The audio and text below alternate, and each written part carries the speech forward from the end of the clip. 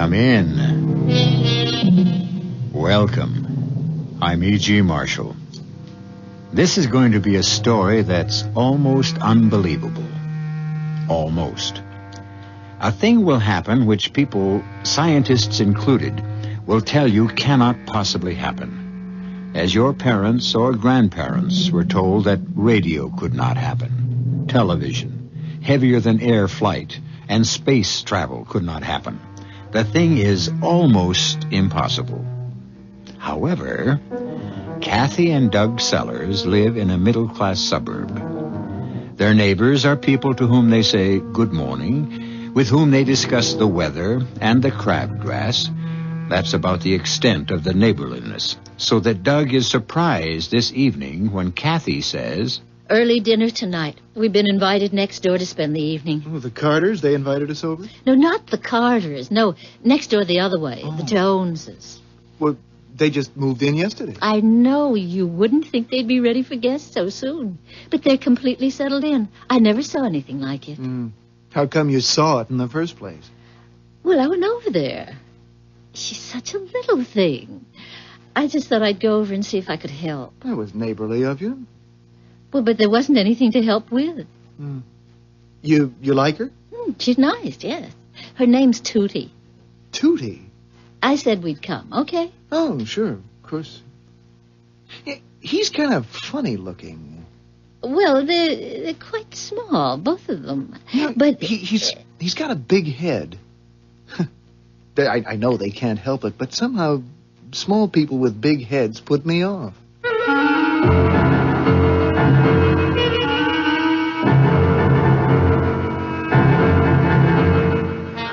Our mystery drama, Through the Looking Glass, was written especially for the Mystery Theater by Fielden Farrington and stars Anne Shepard.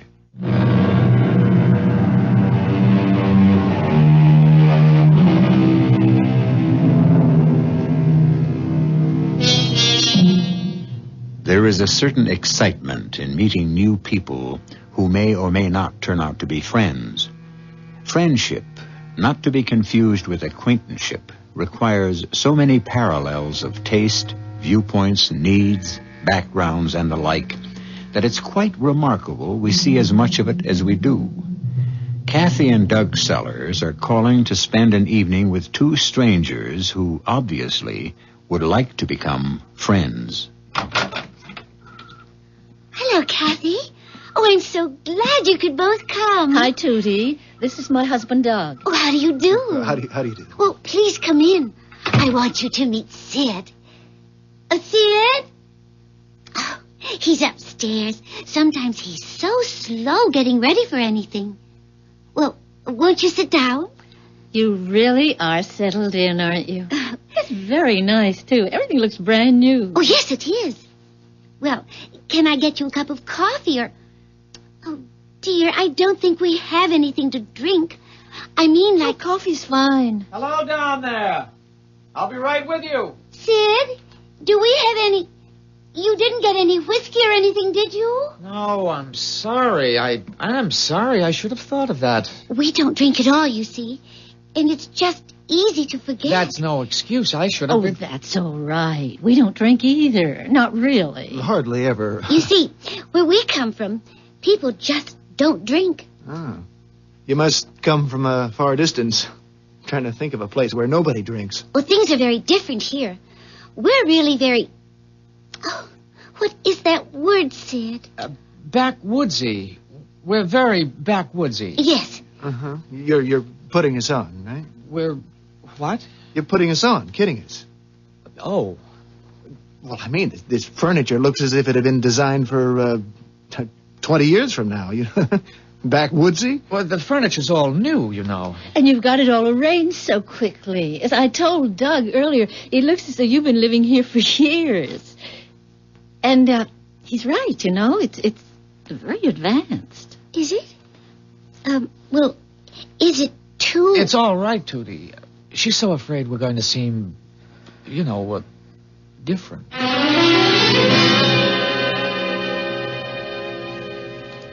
Doc, did you hear what Tootie just told me? Sid's in the same business you're in. No kidding. Are you an inventor, Doug? No, I'm more like a designer, actually. Internal combustion engines. Oh, we're not too far apart. As a matter of fact, I'm working on something right now that may put you out of business. Oh? What would that be? I've got a motor that's powered by solar energy. Oh. By sunlight? Just sunlight? Yes. Well, not the light itself, of course, by the emanations. Does it work? Oh, yes. Would you like to see it? See it? I've got a working model down in the basement. A solar energy motor in the basement? Oh, I see. It doesn't need the direct light. And besides, it stores. Do you want to see it? Aren't you afraid I'll steal it? I mean, if you've got a solar energy engine that really works... No, I'm not afraid. Now, please don't be offended. I've had to work out some pretty radical new mathematical concepts that, well, you wouldn't understand them just looking at the model. Nobody would. Okay. I'd love to see it. Good, come along. The good thing about it is you don't even need a sunny day. All you need is the sun on your side of the earth. Would you like more coffee? If Doug's anything like Sid, they'll be down there for hours. No, I don't think I could handle any more coffee, thank you. You're right about Doug, though. Where did Sid work before you came here? I mean, maybe he worked for somebody Doug knows. Well, he didn't actually work for anyone. He's always been just an inventor. Well, Doug knows so many people in the business. We moved around so much before we went to work for Driscoll Motors. I just thought we might have some mutual friends. No. I mean, it doesn't seem likely. We haven't lived anywhere but, you know, there and now here. Well, where did you live before? It was just, well, like a different world almost. That's why I'm so pleased about tonight. We're the kind of people who just can't live without friends, you know? Mm. We were afraid there wouldn't be anyone we could, well, be friends with. So that makes tonight so good. Oh, Tootie, you don't have to worry. We have a lot of friends you'll probably meet. Where we used to live, we knew everyone. Just everyone. Oh, that must have been nice wherever it was. Oh, yes. It was all we knew, of course. In many ways, it's better here. Much better.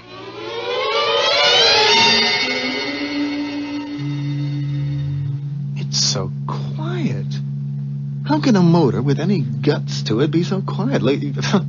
I've heard cats purr louder. Well, there's nothing to make noise, actually, except the friction. And there's very little of that. It's beautiful. How big would it have to be to power, say, an automobile? How big? This engine itself would pull a freight train. So 12, maybe 15 cars. That little thing? Energy doesn't come in sizes, Doug. With refinements I'm not tooled for here, a motor like this could supply all the electricity a medium-sized city would need. You're kidding. It has implications, as a matter of fact, that could lead to the obsolescence of electricity itself. Man, you are talking revolution, you know that? It would be a tremendous step. Yes, it would almost certainly entail some dislocation. Dislocation? It would bomb out just about everything our society is based on. Well, the short-term adjustment would be severe, I don't deny that. Temporary chaos. The gain would be long-range, not immediate. Ooh, scares me. No kidding. You don't know what you've got here. Oh, yes, I know. What I have here is a device, a ridiculously simple little device which would make the air we breathe sweet and pure again. Make the oceans, the lakes, and the rivers habitable for marine creatures. Put an end to nervous breakdowns from the sheer clamor of civilization. As you say, destroy everything today's society is based on. Well, today's society isn't exactly utopia, I know that, but, Sid, it's the only society we've got. Would you like to see the design on paper? Talk about the math involved. Well, you said I couldn't understand the math anyway. No. I said you couldn't understand it simply from looking at the motor. Actually, like the motor, the math is quite simple. I can't tell you how glad I am that you could come over and just, visit. I'm afraid I've talked too much shop to Doug, though. Huh? Oh, no, not at all. I'm sorry. I guess I'm sort of preoccupied. Dinner next time, all right? Okay. I'd love to watch that gadget of yours turn out a whole dinner. Let's go, Kathy. I mean, I do have to get to work early tomorrow. I'll be in touch, Sid, okay? Good night. Good night. Good night, and thanks again. Did the prove neighbors? What did you say, Tootie? I say, did the prove... Oh, I'm sorry. We agreed not to speak that way, not even when we're alone. Oh, I keep forgetting. Did you approve of the neighbors? Yes. On the whole, yes, I think so. What did you think of her? Well, it's hard to get used to these big, clumsy people, But I rather liked her. She's a little inquisitive, but I guess that's natural. It's nothing I can't handle. He's a good man. He does have that stupid short-sightedness they all have. But I think he'll do.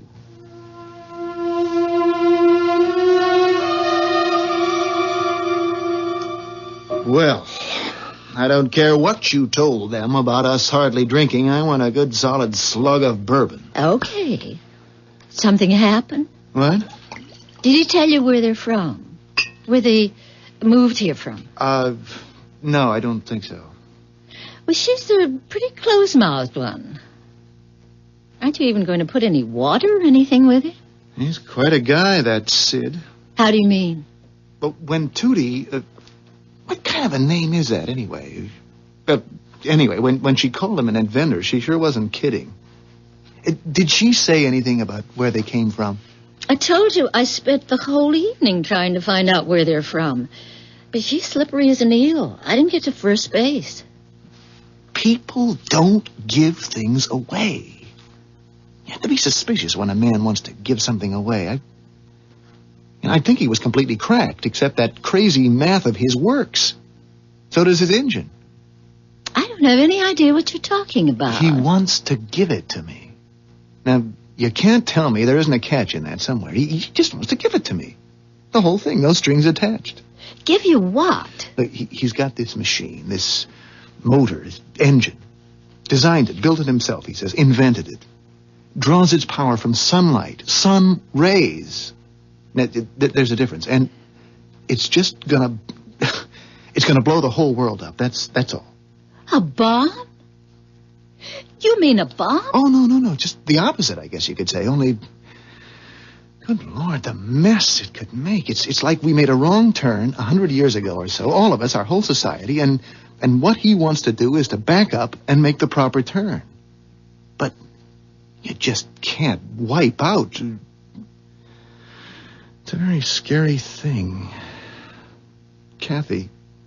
What am I gonna do?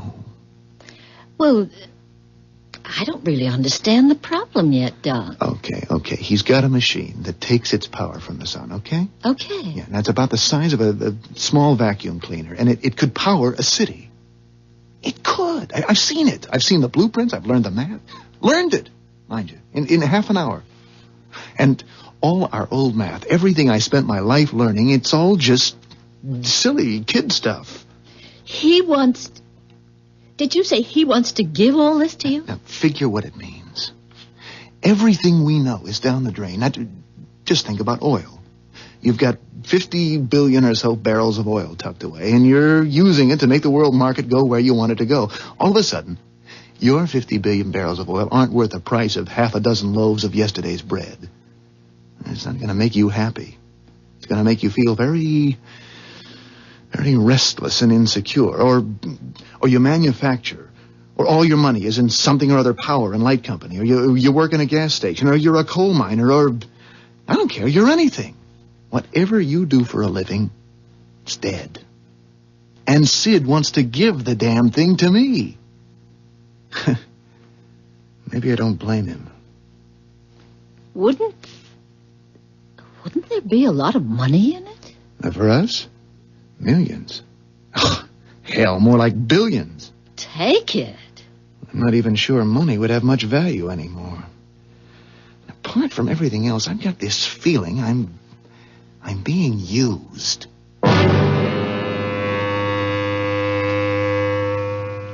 There's a very good chance that Doug is being used.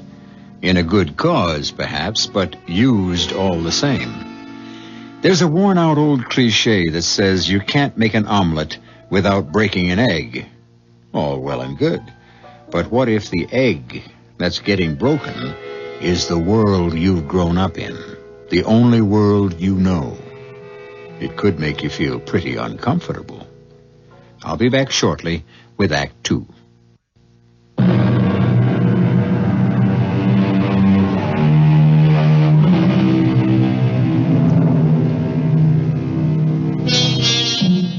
Doug Sellers didn't have a very good night's sleep. He and Kathy spent most of what was left of the night talking about their new next-door neighbors, Sid and Tootie Jones. That is an odd name, Tootie, isn't it? At any rate, Doug's mood isn't the best this morning. I'm going to have a talk with old Driscoll today. About Sid's gadget, the solar thing? About how hard the guy's working trying to give it away. There's something spooky about that. I don't like being spooked. You said Sid's crazy to give the thing away. Aren't you doing the same thing if you tell Mr. Driscoll? If I decide to take that nutty engine from Sid, and I haven't made my mind up yet. I couldn't possibly handle it on my own. It's going to take a lot of money to get a solar-powered motor in production. I'm not even sure Driscoll Motors is big enough. But won't you have to give some of it to Mr. Driscoll if you bring him into it? Only if I decide to accept from Sid. And if I do, the whole thing was a gift to me in the first place. Well, I just thought... Oh, well, you know best. If you want the truth, I don't know a damn thing. Except that I'm sitting on a cake of very high explosive, and it's making me very uneasy.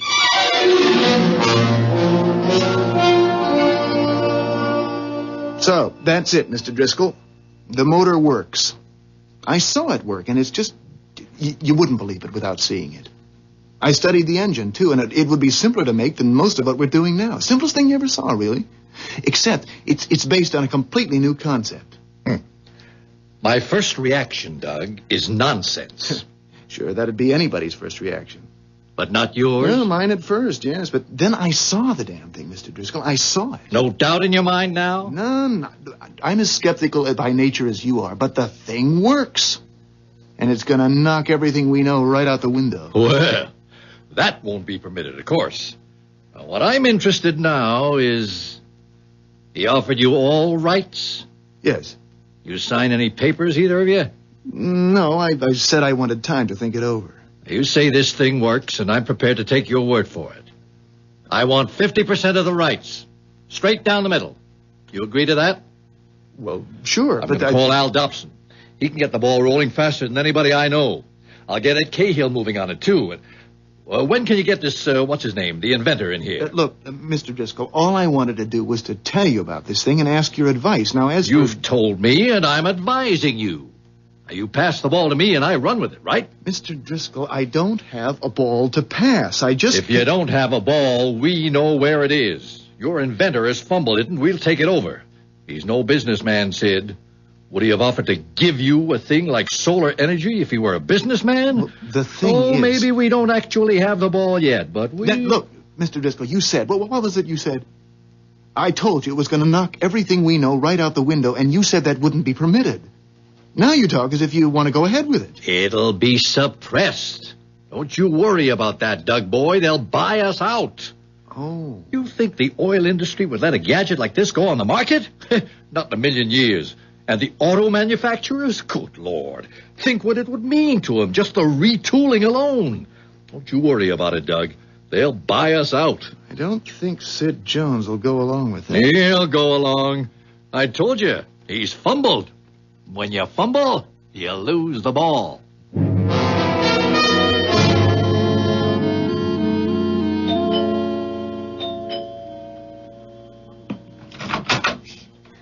Oh, hello, Kathy. Hi. I washed the breakfast dishes, did 2 loads of laundry, and vacuumed the living room. I figured it was time to take a break. You mind? Oh, mind? No, I'm delighted. Come on in. Let's go in the sitting room. Living room. Oh, Which do you call it? Living room. It doesn't matter. Well, anyway, come on in and sit down. I didn't have anything to do either. I was just... Oh, I forgot to turn off the television. That's a television set? Oh, you know Sid. It's one of his inventions. He'll drive me crazy with his inventions one of these days. But the screen's the wrong shape. It's so big. It looks... What it looks like when you turn it off is a full-length mirror. Well, that's the idea, I guess. People would rather have a mirror in their sitting room than a box with that big blank screen staring at them. Oh, I don't know. I don't try to keep up with Sid's inventions. Doug says he's very good. Oh, yes. He's good. Doug says he's way ahead of his time. Ahead of his time? Yeah. You know, inventing things the world just isn't ready for yet. Like that solar energy thing. Well, he is very advanced in his thinking. Yes, Sid is very advanced. And he's worried about what do you call it? The ecology. Yeah. Tootie, Doug was very upset last night. Oh? Sid wanted to give him that solar energy thing. I mean, you just hand it over to him. Let him take out the patents and take all the credit and make all the money. Oh. Sid didn't tell me he'd gone that far. Why would anybody want to do a thing like that, Tootie? You know, it looks funny. Actually, how it looks to Doug is suspicious. Why doesn't Sid apply for the patents himself? That's what anybody else would do. He can't. He can't? We aren't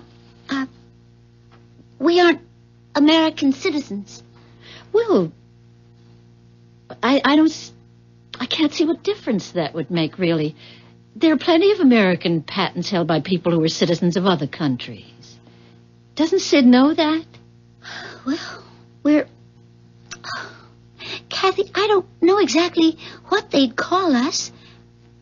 Unregistered aliens. Something like that. We're actually not in the country legally. We don't have any papers or any of that. I see. Tootie, where are you from? I can't tell you. Maybe Sid will want to later on. I expect he will. But I'm afraid I've already told you more than he'd want me to right now. Damn it, Doug, what is this thing you've dumped in my lap? What do you mean? There's something mighty queer going on. I called Al Dobson and told him to get the ball rolling. Didn't tell him a damn thing except it was a solar-powered motor. And he had me back on the phone 20 minutes later. 20 minutes! Saying the thing was already out of hand and he had to know more. Out of hand? They want it. Everybody wants it. Ed Cahill says... Ed Cahill, the patent lawyer? They called him. The patent office called him. Now, you can believe that or not, but that's what Ed Cahill told me. They'd been hearing talk about solar energy down there, they said, and they called him. Well, it looks like... Somebody's pushing this thing. That's what it looks like to me. Somebody very big. Well, after all, solar power... I want you to see this, whatever his name is, this kook that's trying to give the rights away. I want you to get this paper signed. What is it? Don't waste time reading it. It's a simple release. Later on, there'll be reams of paperwork, but right now, I want that release signed. All right, Mr. Driscoll. And Doug. Yes? If you don't get that release signed, or if this nutty solar thing turns out to be phony, I'm going to bury you so deep they'll never dig you out. I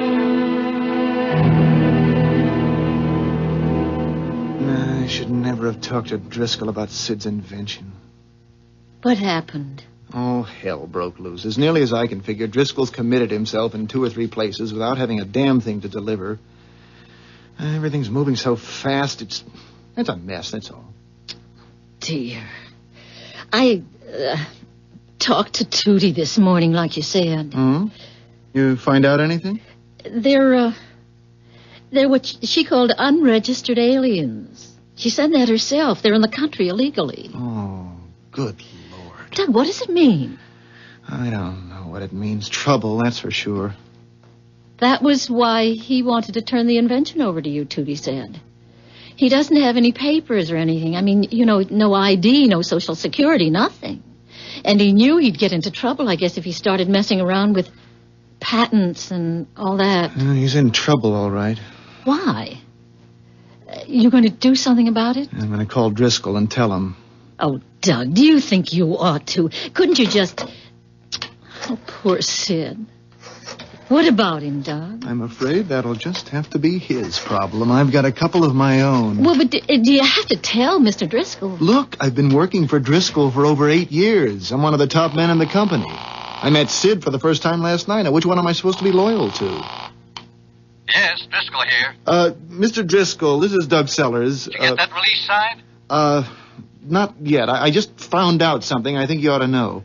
The inventor, Sid Jones, the guy's not an American citizen. He's in the country illegally. Say that again. He's in this country illegally. A spy? No, I'm sure it's nothing like that. He's, I know him, Mr. Driscoll. I don't think he's a spy. I might have known. Solar energy, my foot. He's a lousy spy. That thing of his is probably some kind of bomb or something. He's made you believe that... Come on, Mr. Driscoll. I'm not that stupid. That engine that I saw last night was... All right, I'll fix his wagon. You watch me.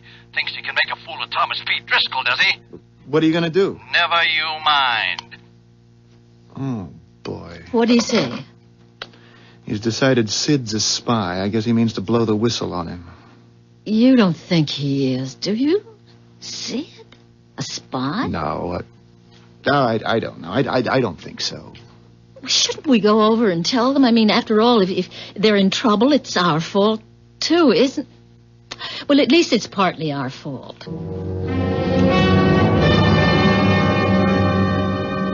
Yes, things seem to be moving along very nicely. Nicely? Sid, he thinks you're a spy. Oh, Tootie, I'm sorry, but... Well, I always tell Doug everything, It's all right, Kathy. Oh, please don't feel badly about it, either of you. It's all right. The patent office was interested, you say. That sounds very good. Don't you think you ought to... Look, I mean, old Driscoll is going to do something. And that's for sure. And if you're not in this country legally... It's all right, Doug. Really it is. Did you say this Mr. Driscoll gave you a paper he wanted me to sign? Well, yes. Do you have it with you? Yes. Sid, Hmm? there is something very odd about all this. I mean, you're giving away... Sid, do you realize what you're giving away? Yes. What? Tell them, Sid. Don't you think they have a right to know after all that's happened? Yes. I want to show you something, Doug. You and Kathy. Oh, the TV. It's another of his inventions, Doug, the television. Did I tell you about that? I don't think so. I don't remember. Actually, it isn't a television set at all, except as you break the word down. Tele for distant seeing. Even so, it isn't that kind of distance. And I get only one picture on it. Always the same picture. Only one picture? Yes, I'll show you. That's the picture. Oh, it's not very pretty, is it? Looks more like a moonscape than anything else. Except for those mounds or domes or whatever they are scattered around. How come it's black and white? There isn't any color there, Doug. In the scene we're watching, you'd see it if there were. It's just gray. There's no color at all. Is it a movie? A science fiction movie or something like that? Oh, no. It's quite real. Well, it can't be the moon unless the other side has put domes up there and we don't know about it. No, it isn't the moon. Tell them, Sid. It's our home. Tootie's and mine. That's where we came from. That's where we've always lived.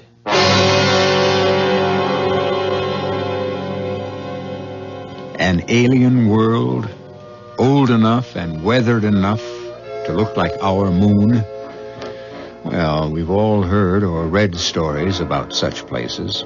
That was fiction, of course. But it hasn't been so very long since it was only in fiction that men put on spacesuits and blasted off from Earth and later walked on the moon.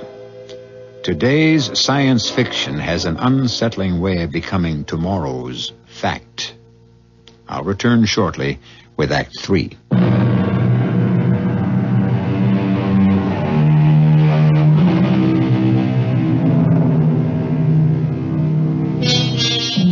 Doug and Kathy Sellers are watching spellbound, but more than a little repelled, a television picture. Something like a television picture, at least, on a screen that becomes a full-length mirror when it's turned off. The picture is a dismal one, a bleak landscape, gray, rocky, and barren as the moon's surface, except for several dome-like structures placed here and there at apparent random.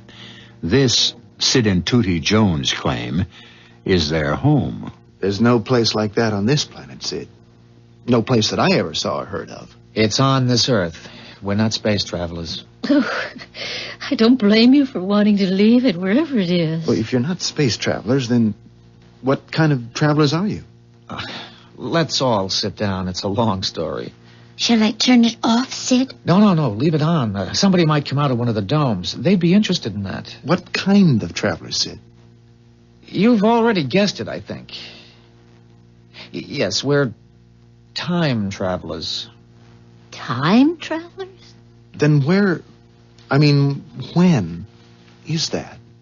That picture you've got on the screen. Two questions there, really. Where and when? To answer the first, it's right here, Doug. Right in this very neighborhood, on this very spot. Well, then... When? Yeah.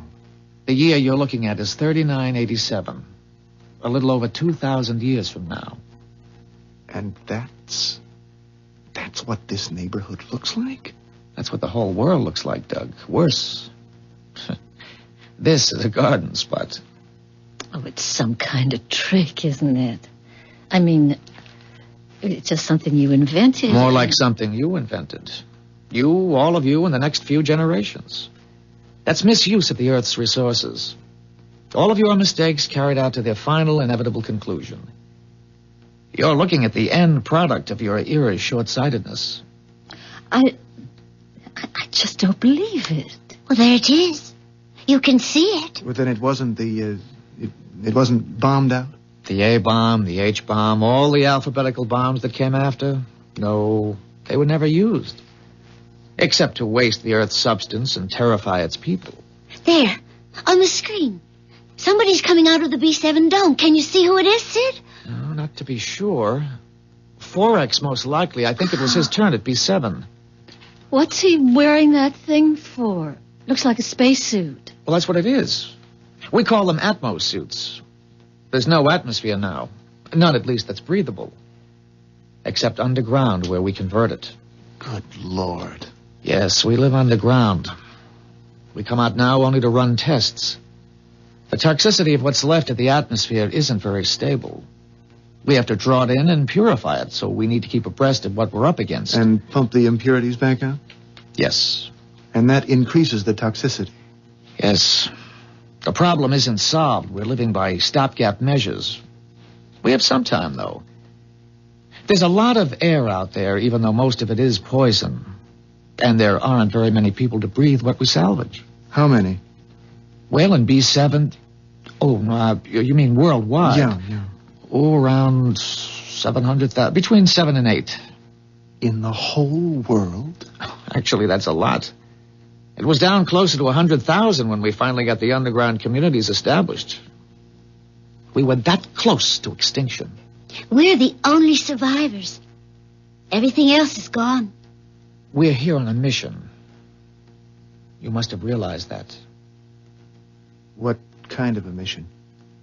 A very simple one. We're here to save the world.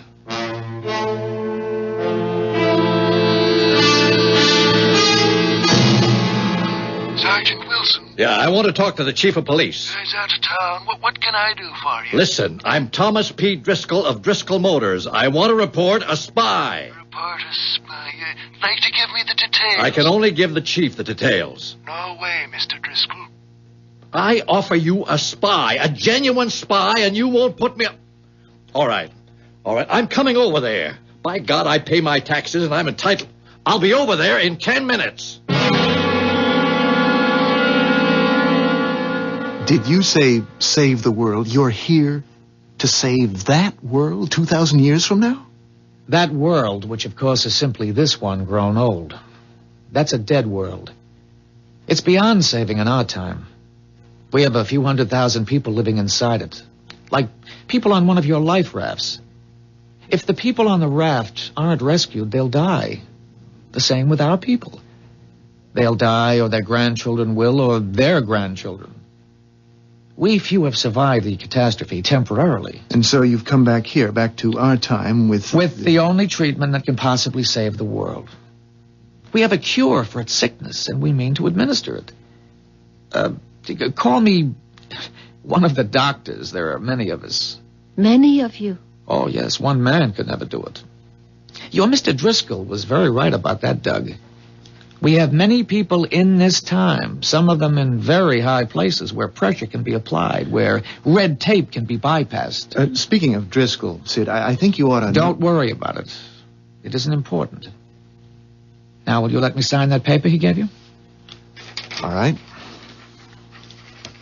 I've read that the people of your time set great store by pieces of paper with signatures on them. What are these numbers you put under the signature? Oh, that's just to make it thoroughly legal. That's my designation in my own time. 6D48M.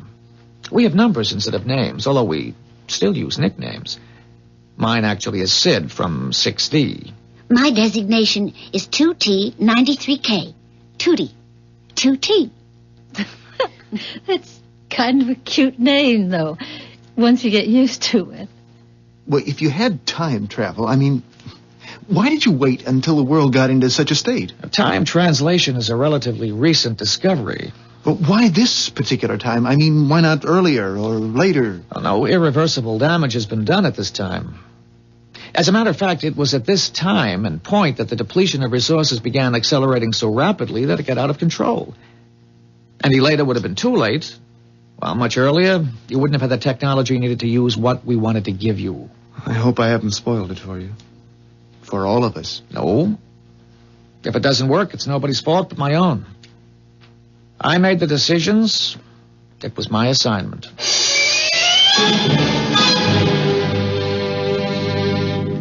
I told you I'd get to the chief, and you said he was out of town. Orders, Mr. Driscoll. I still don't know why he took me off the desk and handed me the job. It's FBI work. Well, don't you worry about that, Wilson. You think the two of us will be enough? If he should decide to shoot his way out or something like that. There are 2 carloads of good men following us. The house will be surrounded when we go in, and there won't be a chance of us getting away. Yes, there's a car stopping out in front now. Tootie, will you turn the screen off? I already did. Oh, Lord, it's old Thomas P. himself. Mr. Driscoll. And a cop. Odd. I thought it would be your FBI. Oh, Mr. Driscoll looks very determined. Mad as a wet hen, that's how he looks. Well, he shouldn't be angry. He may make a great deal of the money you people prize so highly. Oh, you will too, of course, if things work out. How can things work out if they're coming to pick you up? There are many others, as I told you. My being found out shouldn't affect anything. Maybe you could still get out the back way, Sid. Oh, I'm sure we're surrounded. Well, people are very impatient in 1975. I'll let them in. Is your name Sid Jones? Well, that's what I'm called, yes. Won't you come in? Put the cuffs on him, why don't you? He's your spy. What are you waiting for? Jones, is it true that you showed Mr. Sellers, is it that you showed him an invention of yours last night? Well, yes, it's still down in the basement if you'd like to take a look at it. Sergeant, you'll be making a great mistake if you arrest this man. Have you lost your mind? Sergeant, I can prove beyond any question that I am not a spy. Will you allow me to show you the proof? Watch him, Wilson. He's up to something. We got only your word, Mr. Driscoll. Go ahead, Jones. Thank you. Tootie, will you help me with this? Wilson, are you out of your head? What's back of that looking glass, Jones? What's the glass got to do with this? Well, that's what I'd like to show you. There's no danger, I assure you. No danger, he says. Just don't try anything. Tootie? The third button? Yes, the third button. What's happening? That's no mirror. Look at that thing. It was turning all milky, foggy. Wilson, why don't you do something? He can't get away. Give the guy a chance. I think it's ready now, Tootie. Stop her! For God's sake, somebody stop her. She's disappearing into that looking glass thing. Goodbye, Doug. Goodbye, Kathy. Thank you very much, both of you, for all you've done. Stop right there, Jones. Stop, or I'll... Or you'll what? He's gone, you idiot! You let him walk right through that looking glass. It's changing again. Look, Kathy, it's making a picture. Oh, my God. A park. It's a beautiful park with trees and flowers and people walking around. And not in those miserable spacesuits either. No. It's bright, pretty clothes. And children play. Oh, Doug, it must... Look, there's a dog, a little poodle. For God's sake, what kind of mirror is that? Break through it, you fool! Smash it! I don't care what it is! Smash it! I guess you're right. Now, please stand aside, all of you. What are you going to do with that gun? Just use the butt of it to break the glass, ma'am. Now, please stand clear. There's nothing back there but the wall. Just a plain, blank wall. Oh, I almost forgot. Here's that release you wanted Sid to sign, Mr. Driscoll. I don't want the damn thing. I don't want anything to do with him and his magic mirrors. I don't want any part of any of it. I don't think you really have a choice, Mr. Driscoll. That was a park we saw through the looking glass before the sergeant here smashed it.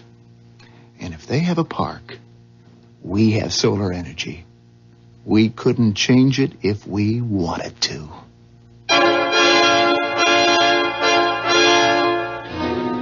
A park where there was a desolate wasteland only a few minutes ago.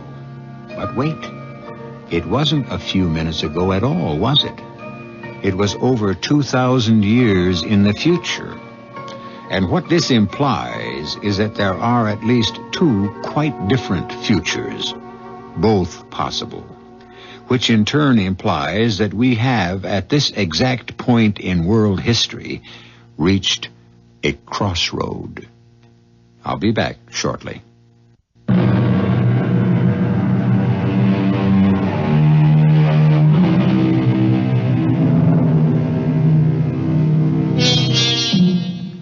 Perhaps we shouldn't be surprised if one day, before too terribly long, we hear that solar energy is in the process of being harnessed. In any case, I believe that 6D48M, alias Sid Jones, has given us something to think about. Let's hope the right people do the right kind of thinking. Our cast included Ann Shepard, Jack Grimes, Evie Juster, Russell Horton, and Ken Harvey. The entire production was under the direction of Himan Brown. This is E.G. Marshall inviting you to return to our Mystery Theater for another adventure in the macabre. Until next time, pleasant dreams.